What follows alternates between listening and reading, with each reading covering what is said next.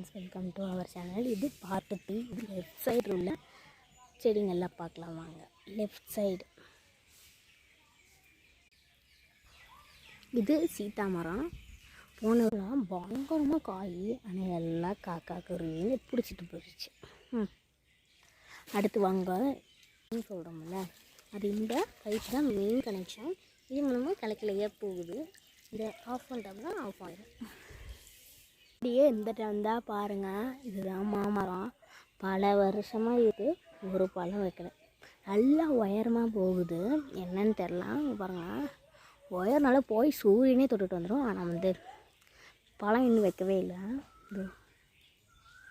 இதே சொன்னேன், இதுவும் கீழே இருக்கிற ஒரு இந்த மரம். இது வாழைப்பழம் பார்த்தீங்களா வச்சுருக்கு. இன்னும் கொஞ்சம் நல்ல பழமாயிரும். சரி, இது லெஃப்ட் சைட் பேட்ச்சு. இது நிறைய வீடியோ காமிக்க போகிறேன் வாங்க. கீழே வந்தால் வல்லாரக்கீரைன்னு சொல்லுவாங்கள்ல, அது சட்னி அரைச்சா சூப்பராக இருக்கும் ஃப்ரெண்ட்ஸ். சட்னி அரைச்சா சூப்பராக இருக்கும் ஃப்ரெண்ட்ஸ். அப்புறம் இது சொட்டு நீர் பாசனம். லெஃப்ட் சைடு தென்னை மரம் தான் இருக்கும், நம்ம சொல்லவே வேணாம். தென்னை மரமாகவே தான் இருக்கும். நான் வேணால் என்னோடய குட்டி தோட்டத்தை காமிக்கிறேன் வாங்க. பார்ட் 2ல் காமிச்சிருப்பேன் இந்த தொட்டிங்கெல்லாம். அதே மாதிரி தான் இதுதான் மரம் பார்த்தீங்களா. இதுவும் எந்த பூவுமே வைக்கல. பூ வச்சுருக்கு ஃப்ரெண்ட்ஸ், நமக்கு தான் தெரில. கிளைக்கிளையில் பூவு வச்சுருக்கு.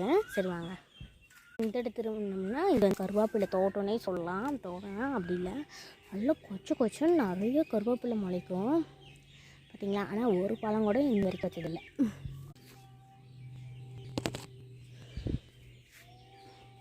தென்னை மரம் வந்துட்டு பார்த்தீங்களா. இதுதான் என்னோட செல்லமான செடின்னு நான் சொல்லுவேன். எனக்கு ரொம்ப பிடிக்கும். இது வேறு எதுவும் இல்லை, சீத்தா மரம் தானே, இதுக்கு ஏன் இப்படி சொல்கிற அப்படின்னு கேட்காதீங்க. சீத்தா மரம் தான். இது போன வருஷம் குண்டு பழம் நல்லா பெரிய பழமாக வச்சுருந்துச்சு. அதாவது நிறைய பூ வச்சுட்டு பாருங்கள், நல்லா குண்டு பழமாக வச்சுருந்துச்சு.